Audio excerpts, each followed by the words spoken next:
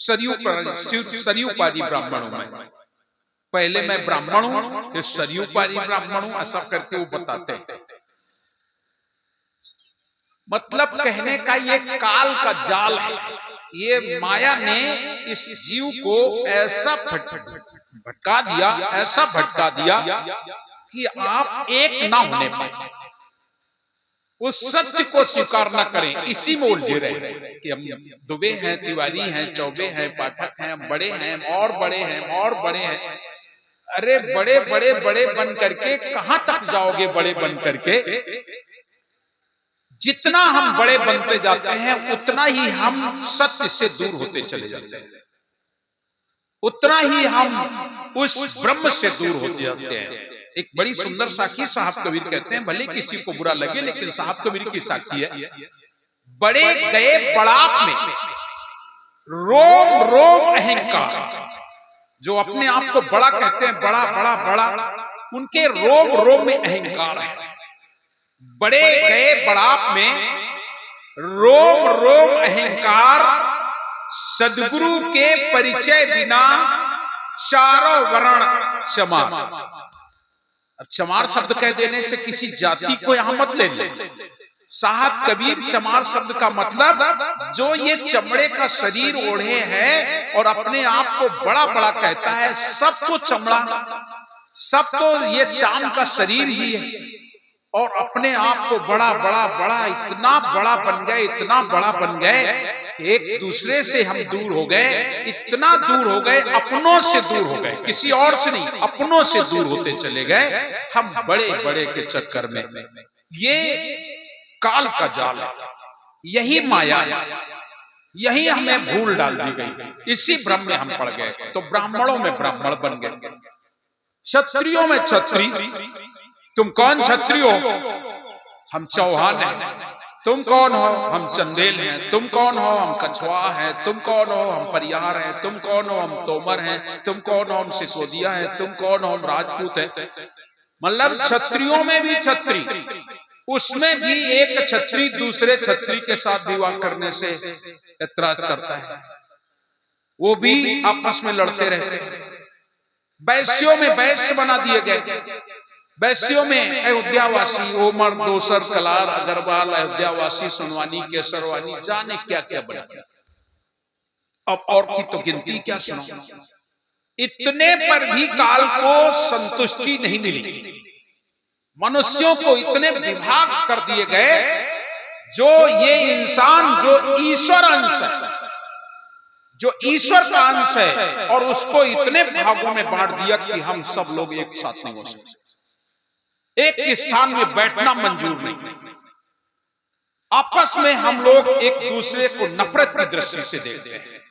सदगुरु कबीर साहब कहते हैं, आए एक देश से, उतरे एक घाट, हवा लगी संसार की, हो गए 12 बाट। यहां आकर हम 12 बाट हो गए हैं। वहां तो एक ही ब्रह्म है, दूसरा कोई नहीं। एक ही देश से आए हैं, सबका आना एक ही जगह से हुआ है। ऐसा नहीं है कि ब्राह्मण किसी और देश से आ रहे होंगे तो क्षत्रिय किसी और देश से आ रहे होंगे, तो वैश्य कहीं और से आ रहे हैं, तो शूद्र कहीं कोई और से आए। सबका आना एक ही ब्रह्म से हुआ है। इसीलिए रामचरितमानस भी कहती है, सात कबीर तो कह ही रहे हैं, लेकिन रामचरितमानस भी कहती है, ईश्वर अंश जीव अविनाशी, चेतन अमल सहज सुख राशि। ये ईश्वर का अंश है। और ईश्वर ब्राह्मण, क्षत्रिय, वैश्य, शूद्र, मुगल, पठान, सैयद, शेख, इनसे सबसे परे, वो किसी जाति में नहीं बनता है। हम लोग जातियों में विभक्त हो गए, और जातियों में विभक्त होकर के हम जो हमारा कर्तव्य था, जो हमारा धर्म था, हम उससे भूल गए, और धर्म में हम अपना मन लगा दिए, संसार में भटक गए। और जब संसार में भटक गए तो लोगों ने अपने कर्म को बांट करके और अपने आप को सोचने लगे कि मैं ही सब कुछ जानता हूं, जबकि ऐसा कुछ नहीं है कि मैं सब कुछ जानता हूं। जानने वाला कुछ और है, कोई और है। हम लोग तो मात्र निमित्त मात्र हैं, और निमित्त मात्र होकर के भी हमें आपको इतना अभिमान हो जाता है अभिमान हो जाता है। और इतना ये जो प्रथा चली कि हम कौन जाति के हैं, ये इतना प्रथा गलत हो गई, इतनी गलत प्रथा हो गई कि आज एक विद्वान से विद्वान आदमी और उसके अंदर इतनी बड़ी नफरत होती है कि ये फला व्यक्ति फला जाति का है, वो उसके आगे झुकना पसंद नहीं करता है।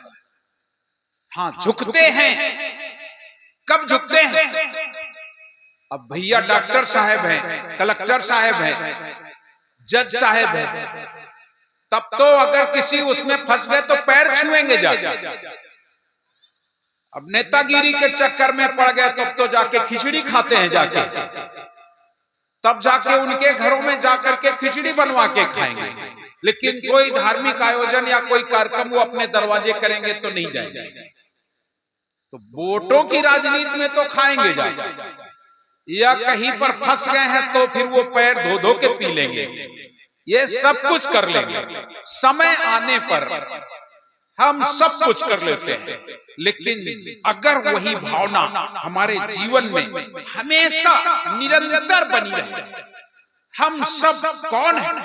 जब ईश्वर अंश है, और फिर कोई और कहे या ना कहे, धर्म ग्रंथ कह रहे हैं।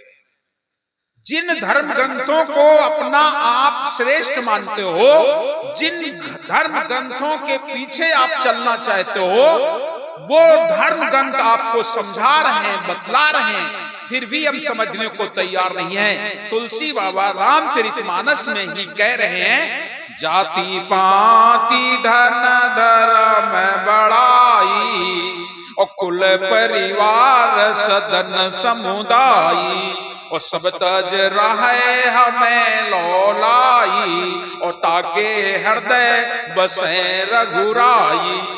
वो कहाँ रहता है रघुराई? वो ईश्वर कहाँ निवास करता है? ब्राह्मण में, क्षत्रिय में, वैश्य में, शूद्र में? इनमें नहीं रहता है, वो उनमें रहता है जो इन सब को त्याग दे, इन सब के बंधनों से परे हो जाए, उससे ईश्वर प्राप्त होता है। जाति पाति धन धर्म बड़ाई, और कुल परिवार सदन समुदायी, और सब तज रहे हमें लौलाई, सब छोड़ करके जो मेरे में लौलीन हो जाए। अगर इन्हीं बंधनों में पड़े रहोगे तो भगवान को कब जानोगे, ईश्वर को कब जानोगे, परमात्मा को कब जानोगे?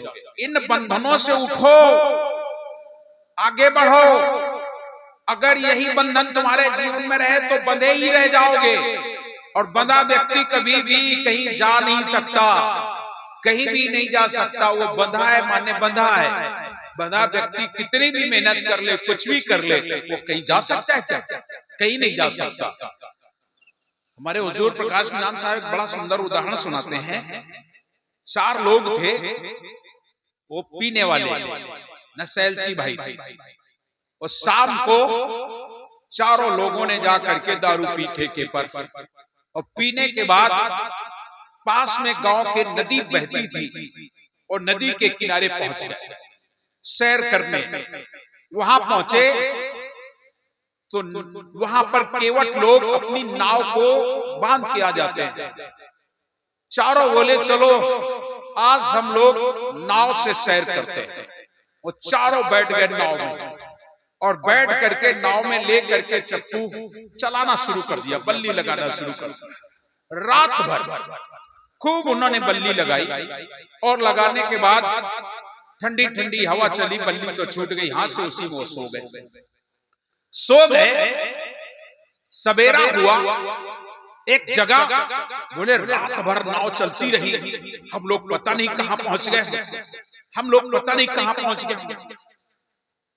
एक ने जगाया, उठ उठ भाई, हम लोगों ने नाव नदी में छोड़ दी और पता नहीं हम लोग कहां पहुंच गए, उठ जरा देख कहां आ गए। वो जैसे नदी नाव से उतरा और उतर करके बाहर निकला तो हंसी मार कर ठट्ठा मार के खूब हंसने लगा, खूब हंसे। तो दूसरा बोला लगता है इसकी शाम की अभी उतरी नहीं, जरा तू जाके देख। दूसरा गया तो भी हंसे, तीसरा गया तो भी, चौथा गया वो भी हंसे, इसलिए कि नाव तो खूंटा से बंधी थी और वो सोचते थे रात भर नाव चलती रही, पता नहीं कहां पहुंची। जैसे नाव खूंटे में बंधी थी, ऐसे तुम लोग एक एक खूंटे से सब के सब बंधे हो। कहां पहुंचोगे?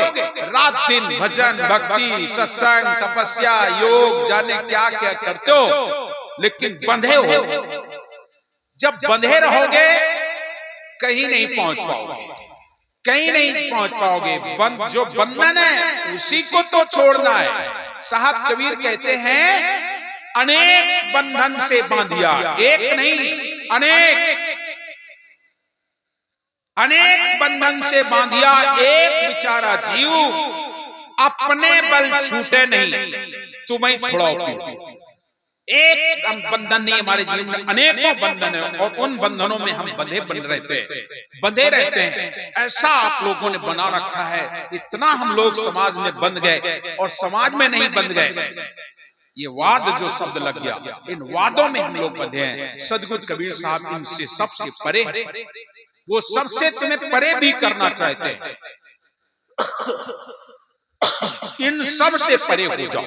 जब तुम इन सब से परे होगे तब तुम भक्ति कर पाओगे, तब तुम ईश्वर को पा सकोगे, तब तुम परमात्मा को। दिन भर हम घंटी बजाएं, दिन भर हम दीप जलाएं, कुछ भी करें और फिर हम बंधे हो, हम किसी को आने न दें, किसी को छूने न दें, किसी से बात न करें, दूर हटो सबसे दूर। और किससे तुम दूर हो रहे हो? किससे तुम दूर हो रहे हो? ईश्वर से दूर हो रहे हो। ईश्वर कहाँ निवास करता है? परमात्मा कहाँ रहता है? तो सब घट में रासाइयां, ऐसा कोई घट नहीं जिस घट में ना बैठा हो। सब घट में रासाइयां, सूनी सेज न कोई, बलिहारी घट की जागट परगट कोई। हम ईश्वर से दूर हो रहे हैं, अपने हाथ से बना के मंदिर, और वहां तुम ईश्वर को नहीं जाने देते। जो स्वयं ईश्वर है उससे कहते हो तुम इस जाति को तुम नहीं जाओगे।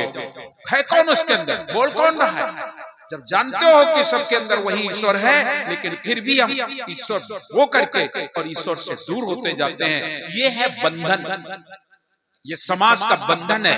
हमें तुम्हें जातियों में बांध दिया गया, जातियों में ऐसा बांध दिया गया, एक दूसरे से हम बहुत नफरत करते हैं। किसी संत ने पूछा भी है कि बोले किसने बनाई जाति, तो किसी ने बता दिया मनु जी ने जाति बनाई। मनु जी से उसने पूछा, मनु जी तुमने वर्ण बना दे चार, तुमने ब्राह्मण क्षत्रिय वैश्य तो बना दिए, अच्छी बात है, चलो बना दिए। मनु जी तुमने वर्ण बना दे चार, फिर न्यारे रंग बनाए, अलग अलग रंग बना देते, तो दूर से पता लगता है कि कौन आ रहा है। अभी तो नहीं कोई समझ में आ रहा है कि कौन है। इतने सारे लोग यहाँ बैठे हुए हैं, हम तो नहीं बता सकते कि तुम किस जाति के यहाँ बैठे हो, हमें तो नहीं पता है। या हम यहाँ बैठे हैं, क्या हमें तुम बता सकते हो हम किस जाति के? नहीं बता सकते हो।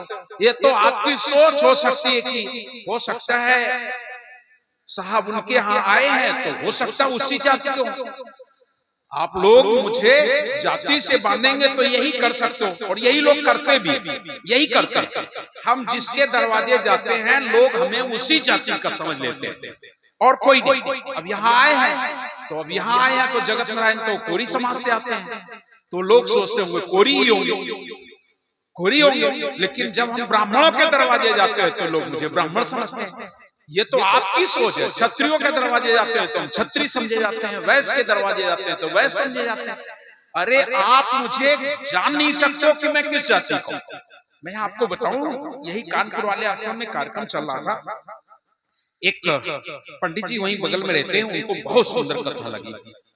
वो वहां से चले गए, चलो मिल के आते हैं किसने कथा कही। वो बेचारे अपना बुजुर्ग थे, बूढ़े थे, वहां से वो चले पता लगाते कि कौन कह रहा था, कथा कहाँ हो रही थी। आए जब उस हमारे रास्ते में, हमारे गली में, तो हमने एक छोटा सा बोर्ड लगा रखा था। उस समय आश्रम पुराना था, जीर्ण शीर्ण अवस्था में, छोटा सा एक बोर्ड लगा रखा था, कबीर आश्रम। जैसे उन्होंने देखा कबीर आश्रम, उनको पसीना छूट गया और वो दरवाजे खड़े गए गली में।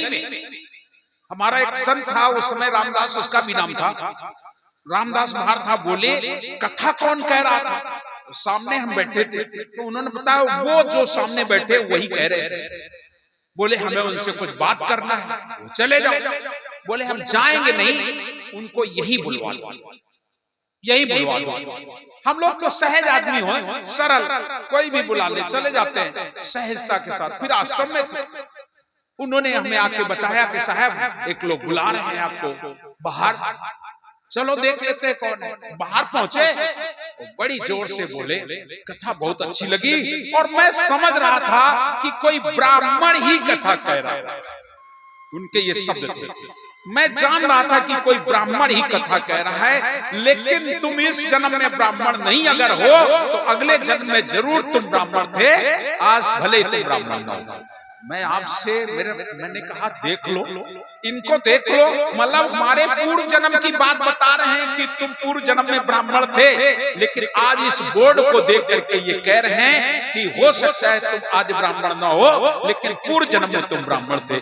कैसी क्षुद्र बुद्धि है, कैसे लोग होते हैं जो पूर्व जन्म की बातें बताते हैं और वर्तमान की भूल जाते हैं। आज नहीं देख रहे हैं, आज नहीं समझ रहे हैं, ऐसे भी लोग आते हैं, ऐसे लोग आते हैं। मैं आप लोगों से निवेदन करता हूं, इन सब से हमें दूर रहना है।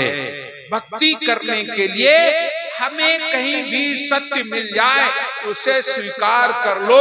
साहब कबीर कहते हैं, सब काहू का लीजिए साचा शब्द निहार, जहां सत्य मिल जाए उसे ले लो, स्वीकार कर। सब काहू का लीजिए साचा शब्द निहार, पक्षपात ना कीजिए कहे कबीर विचार। कोई पक्षपात नहीं, सत्य में क्या पक्षपात करना, जहां भी मिल जाए सत्य कोई दे रहा हो, बालक भी आए के, हमारे साथ कबीर कहते हैं बालक भी आए के कहे वाजिब जो कोई बात, उसकी भी मानने में वजर नहीं है। एक छोटा सा बच्चा अगर सत्य बात बतला रहा है तो उसकी लेने में कोई वजर नहीं, कोई गलती नहीं, कोई भूल नहीं। छोटा है तो क्या है, अगर वो सत्य दे रहा है तो सत्य को स्वीकार करो। सत्य को स्वीकार करना ही हमारा परम धर्म है, परम धर्म है। लेकिन हम सत्य को छोड़ देते हैं, मिथ्या की बकवास में हम पड़ जाते हैं, आपस में हम लड़ते हैं, झगड़ते हैं। साहब कबीर कहते हैं आपस में लड़ना नहीं, झगड़ना नहीं। और किसी ने क्या, तमाम संतों ने वाणियां कही हैं, उसमें एक कहते हैं, बड़े प्रेम से मिलना लोगो, बड़े प्रेम से मिलना लोगो, दुनिया में इंसान रे, और ना मालूम किस भेष में बाबा मिल जाए भगवान रे। पता नहीं किस भेष में भगवान, यहाँ तो कह रहे हैं बड़े प्रेम से मिलना, लेकिन जब मिलने का नंबर आता है तो हम अलग अलग बन जाते हैं। अरे मैं तो इस जाति का हूँ, मैं उस जाति को, मैं ये हूँ, मैं वो हूँ। अरे आप क्यों बंटवारा कर लेते हो? जब जानकार हो, ज्ञानी हो, तो आपको समझदारी होनी चाहिए। तो हम लोग जातियों में बट गए। मनु जी से उसने पूछा भी, मनु जी तुमने वर्ण बना दे चार, तुमने अलग अलग वर्ण तो बना दिए, फिर अलग अलग रंग क्यों नहीं बनाए?